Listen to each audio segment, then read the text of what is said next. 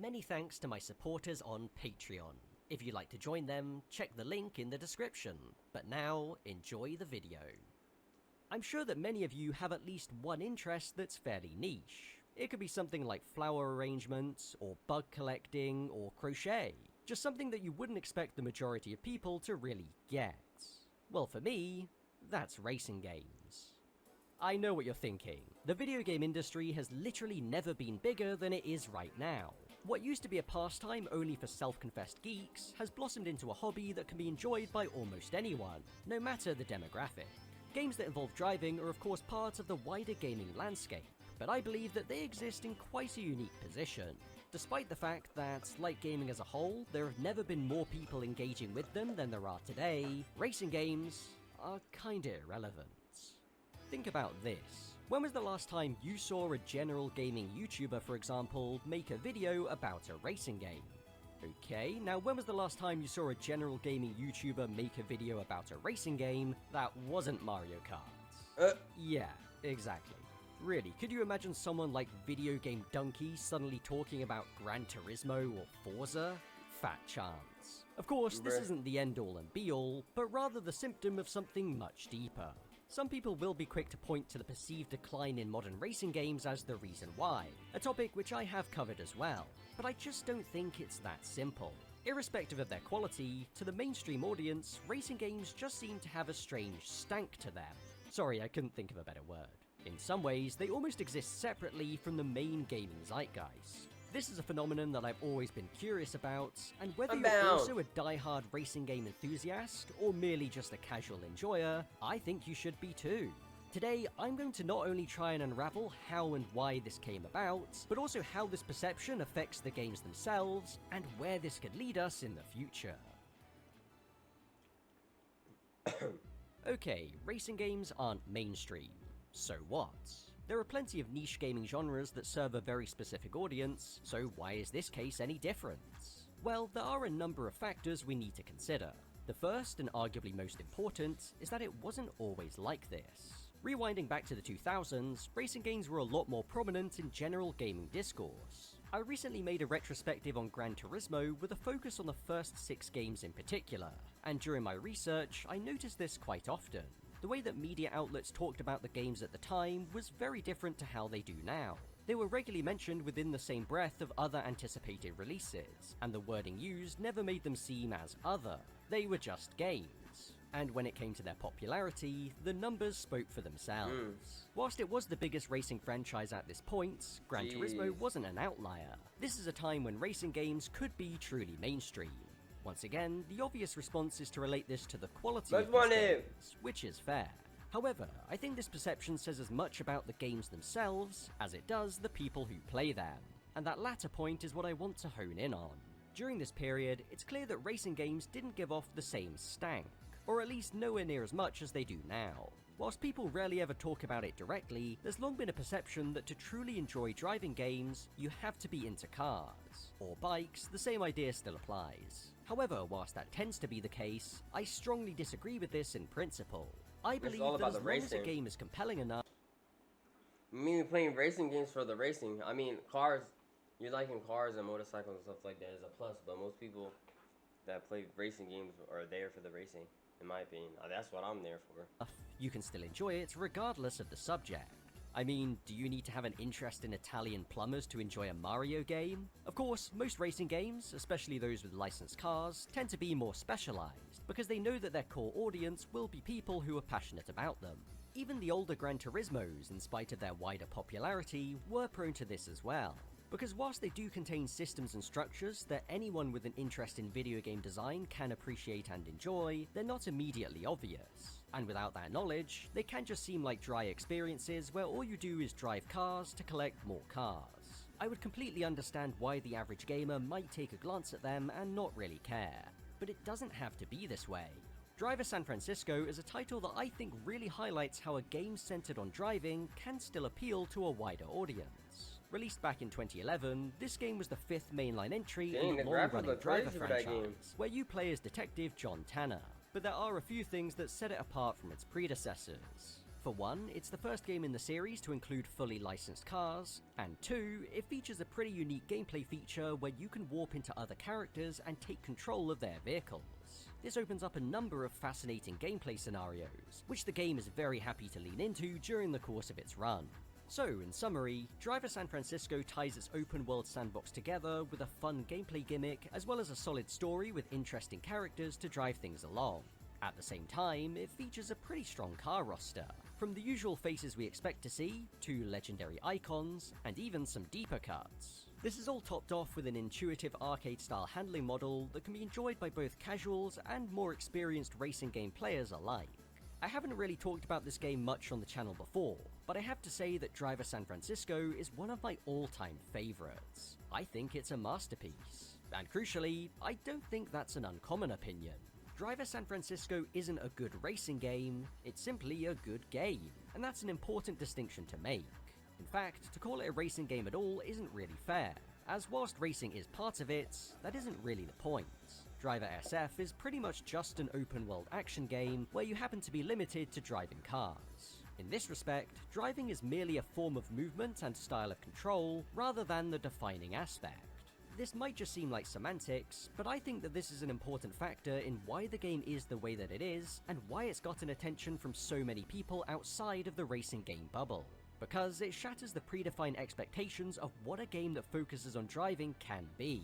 And when you shift your perspective from driving defining a game's genre to it simply being a form of movement, it makes you realize that there are so many more possibilities on the table.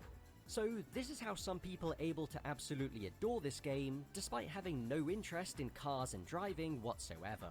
But what's really special is that Driver San Francisco only works as well as it does because it's a driving game, not in spite of it. It uses this form of gameplay to its own advantage to craft an experience like no other game before or since. When you really think about it, it's pure genius.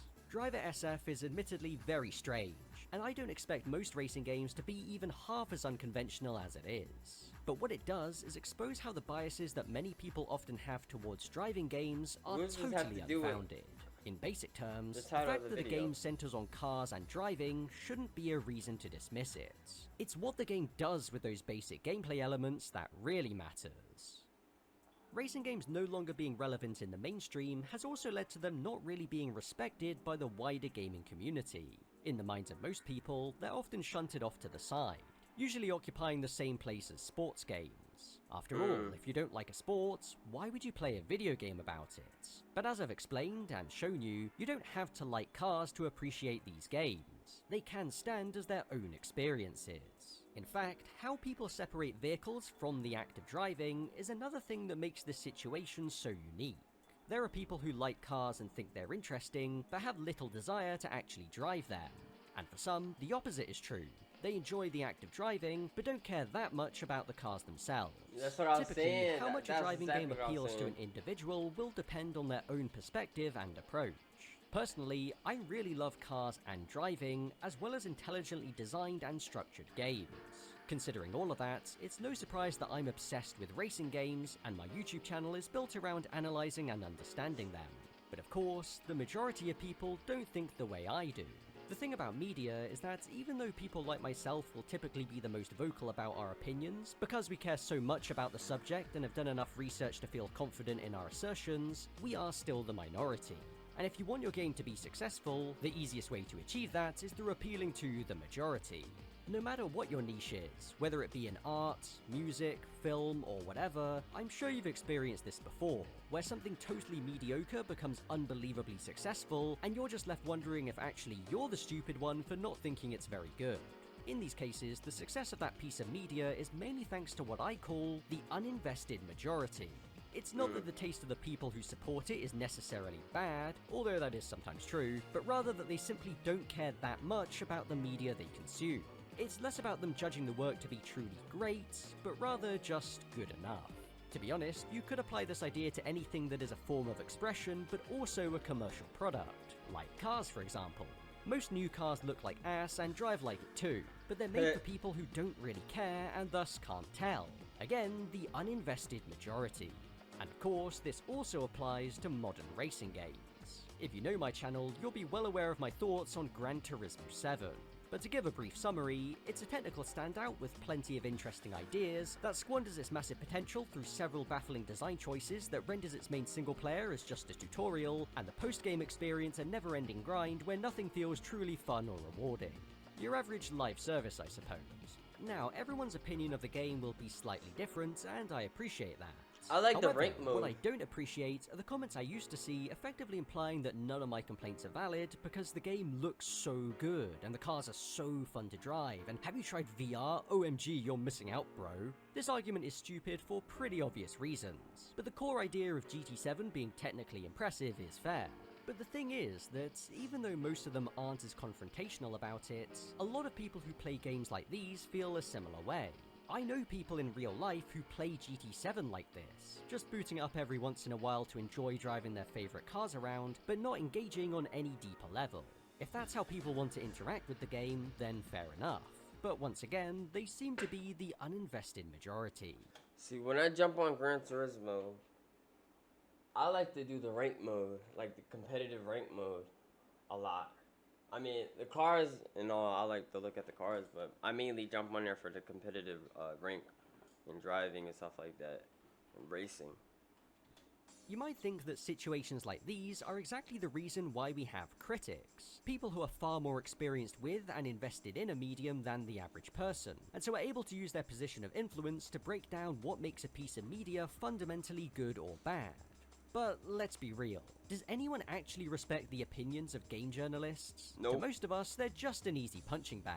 Whilst it used to be the case that people looked up to critics for having more refined and educated views, that no longer seems to be the case. To be honest, this all relates to the You're better off playing the game yourself and then deciding if you like it or not. That's why they need more demos for a lot more games, so people can actually try the game before buying it. I don't know why that's like getting pushed to the side, but like I feel like almost every game should have a demo.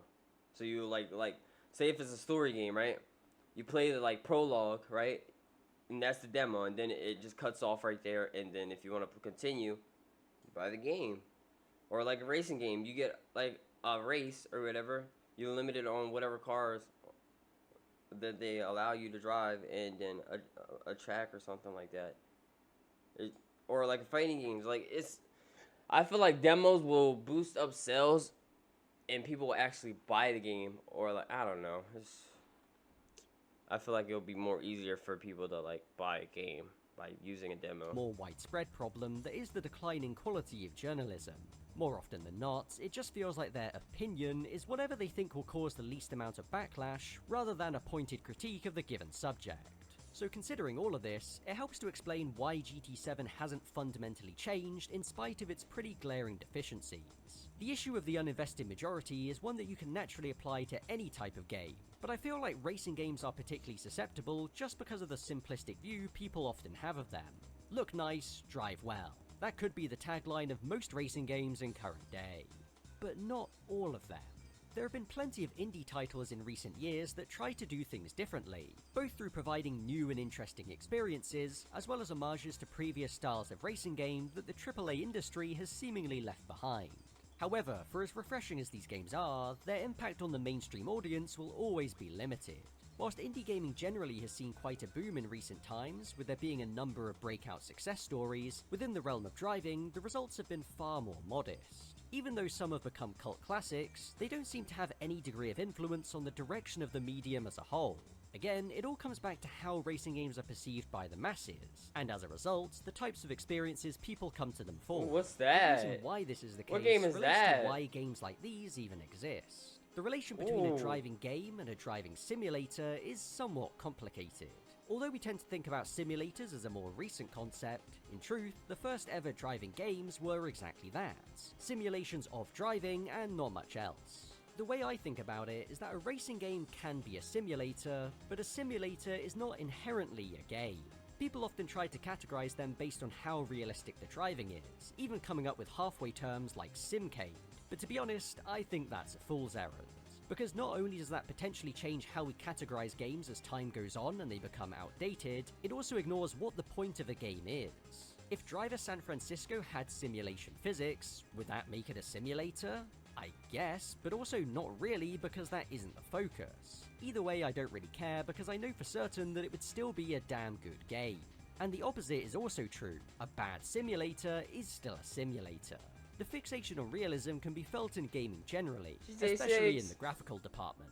But the emphasis on realism when it comes to the gameplay is something quite unique to racing games. Yeah, I was eating. That's not to say that it doesn't react to a matter video, in other and types then I'm of back games. to the game. There is a certain level of immersion they each strive for, but you'll never hear someone say that it doesn't feel like I'm actually punching them about a fighting game. Of course it doesn't, you're just pressing buttons. The desire to feel like you're actually driving a car is the whole point of why driving games came about, an idea that was further reinforced by games like Gran Turismo that tried to add more simulation value. Oh my in god. Today, the level of realism in some of these games means that they could be used to practice.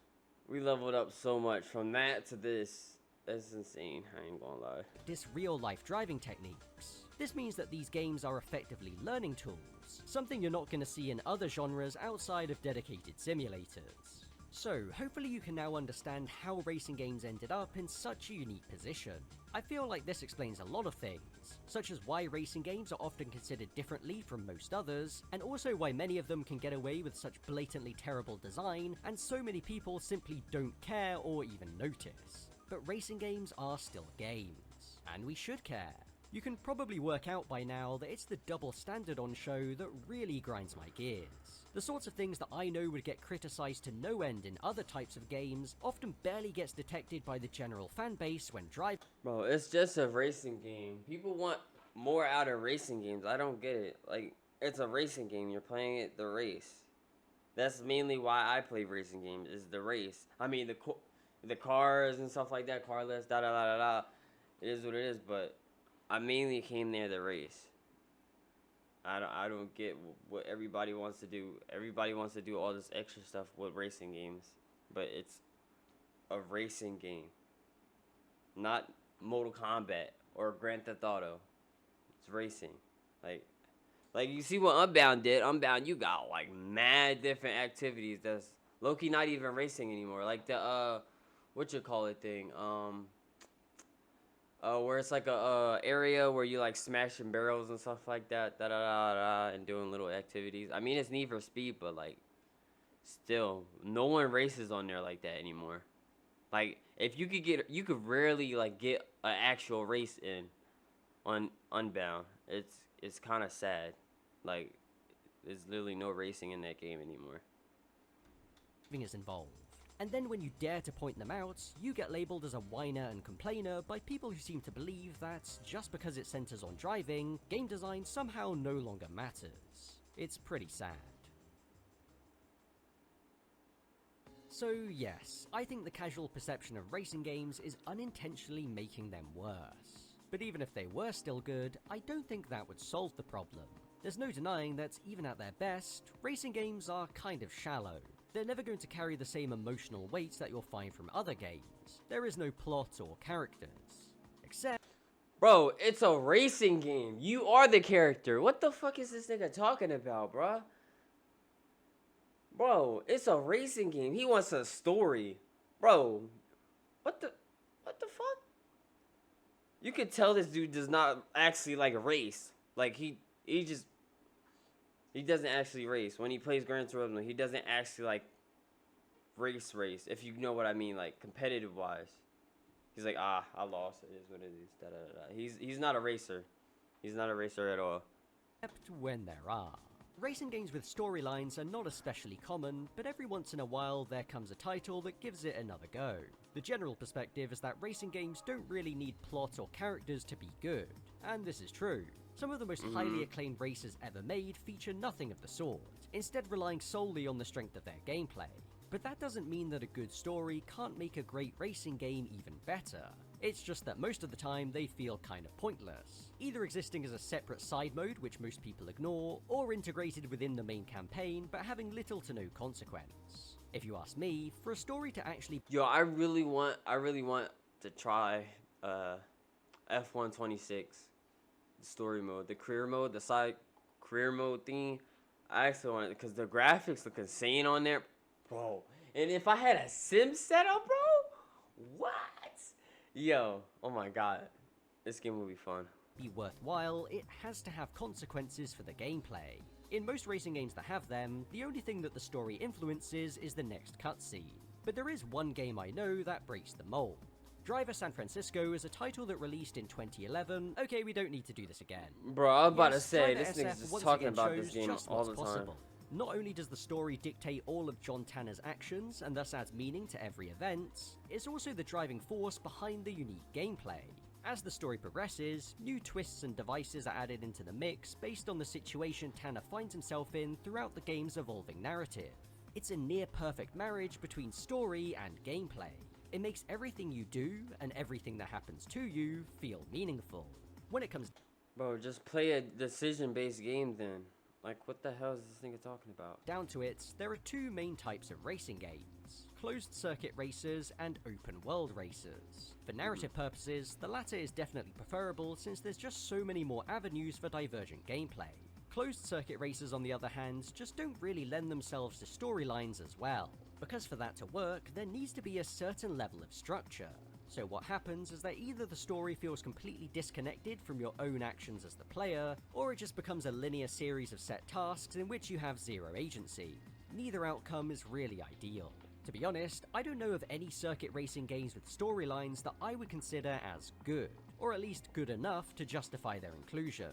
That's not to say that there can't be, it's just that the nature of this style of game makes it a lot tougher to pull off. When looking at video games generally, outside of online games, most mainstream titles are story-driven to some degree, and how much a person enjoys playing said game will often be influenced by what they think of the story.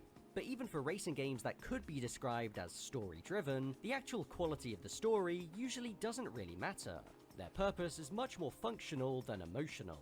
Once again, it all comes back to gameplay being the sole focus, thus alienating those who don't have a passion for cars or driving, and leading to their often simplistic view of racing games. It's a vicious cycle that nobody really gains from. This is why I think it's important for racing games to diversify their appeal beyond just looking at shiny cars and then driving them fast. Even if that's all that you personally want from a racing game, you have to accept that they are capable of so much more.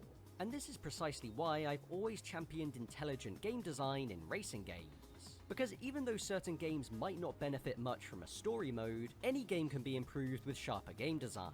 And it's not a difficult concept to grasp. It really just boils down to how a game is structured, and thus how all of its elements work together and feed into each other to create the best experience possible for the player.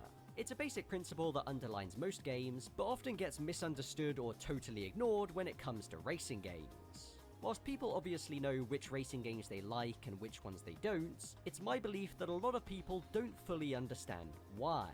Why do you enjoy the racing games that you do? From my experience when asking people this, they usually just list the surface level stuff. It looks great, the driving is fun, it has a good soundtrack, loads of cars, lots of customization, tons of circuits or a massive open world, etc. But the thing is that I've seen people explain why they like a certain game using a similar rhetoric without realizing that these same things can be found in racing games that I know they almost certainly don't like. So what's going on here? Well, part of this will be down to biases that people hold towards games that they have fond memories of, but there is another angle. It's that, alongside the obvious stuff they list, they do also value game design for how it adds meaning to these various aspects, even on a subconscious level. I mean, after all, game design is a basic principle for a reason. Even if you don't fully appreciate it, when done well, it makes the experience that much better. It is the unsung hero in so many highly regarded games, and I've always thought that to be the case with racing games too. Now, I know that by saying things like this, I might be giving off an air of elitism, but the truth is that this blind spot can happen to anyone. I frequently have times when I'm playing a racing game and see a certain feature or design choice that I've enjoyed in other games, but here it just doesn't hit the same, and I'm not really sure why. The only difference is that I'm aware of this contradiction, and my natural curiosity will lead me to seek out an answer, usually one that relates to how that design choice works in conjunction with other aspects of the game, rather than just looking at it in isolation. The disregard for this type of design in more recent titles is the main reason why they feel so one-dimensional, and thus only appeal to people who want very specific things. And when you strip down these games to just those basic things, it isn't good for the industry either. The 2023 Forza Motorsport reboot is pretty much on life support, and it doesn't seem like a new entry is coming anytime soon. Whilst there were various missteps in how the game was handled, if you ask me, it was doomed from the start. It's a simulation-style racing game with a shallow single-player experience that only really has a surface-level appeal. The problem is, the world already has one of those. Effectively, FM23 is just a worse version of Gran Turismo 7. Most of the complaints that could be leveled at the design of that game apply here too, and beyond that, it doesn't look or drive as good as its competitor. And when the mainstream prioritizes those two things above all else, the game has almost nothing going for it. Its failure was pretty much inevitable. What's really sad is when you think about what Forza Motorsport was originally. Not just a Gran Turismo clone on the Xbox, but a genuine rival that made waves by including things they didn't have at the time, like online play, deeper customization, a full damage model, and exotic brands such as Porsche and Ferrari. It was a calculated way to undercut GT, and it worked like a charm, establishing Forza as their direct competitor. You would think that given GT7's very obvious shortcomings, they would be eager to pull off the same trick and thus carve out their own niche. But nope, they just had to jump on the live service bandwagon only so they could fall off and get run over by its proverbial wheels. Like GT7, it put its emphasis on the surface level qualities whilst neglecting basic game design in a vain attempt to cash in on the uninvested majority. And where that leaves us is that if you want a racing game like Gran Turismo, your only option is Gran Turismo. Under those conditions, it's not hard to understand why GT7 is such a success in spite of its many flaws. The realm of open world racing games isn't much better either. Whilst their motorsport series is in the toilet, Forza Horizon is the dominant force here. And again, it isn't hard to see why. Nail down the fundamentals, and then be just bland and formulaic enough in design to become insanely popular.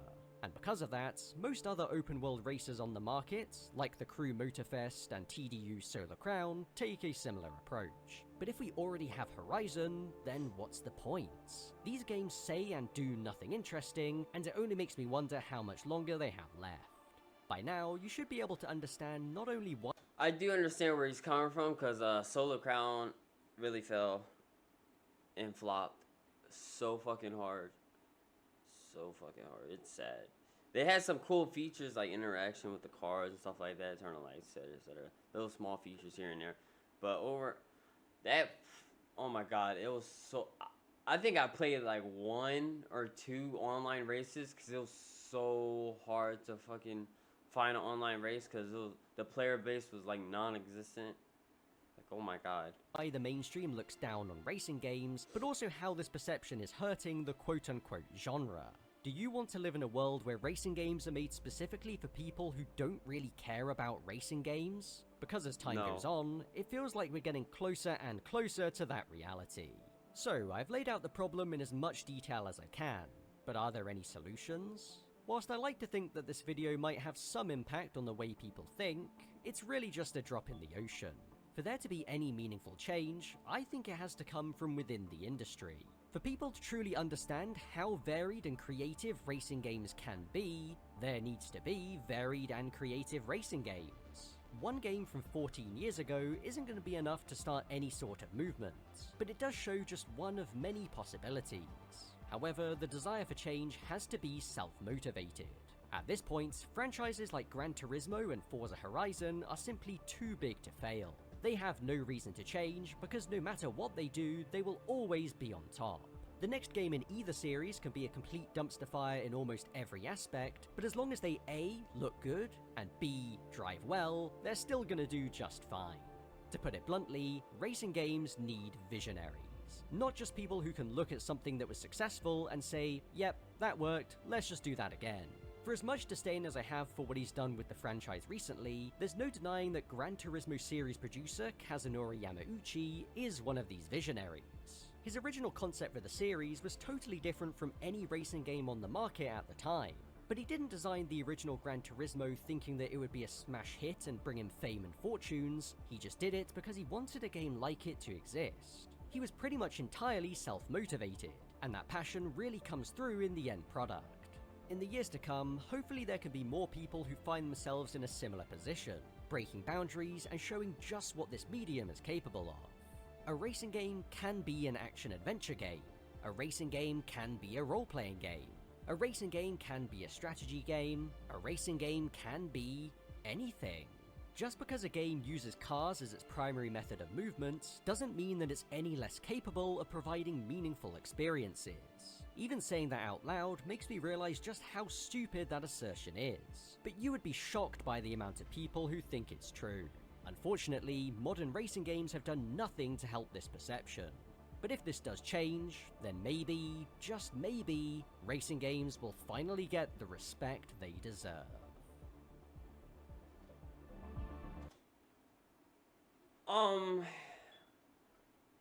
Respect. Respect for a racing game. I ain't gonna lie, chat. He was just yapping. I ain't gonna lie. He was yapping a whole lot of yap. It's a racing game. It's like yapping about 2K's always the same. Da da da da. I mean, I don't play 2K, but I have no comment on 2K. I can't even make that as an assumption. But racing games, I'm here to race, so that's all I'm here for. I don't need to be able to do extra. I mean, a story could be alright, but I'm not there for the story. I'm there to race, competitive wise.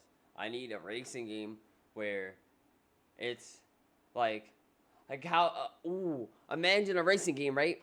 But like Souls. So like you only have one car, right? You have no ability of getting another car.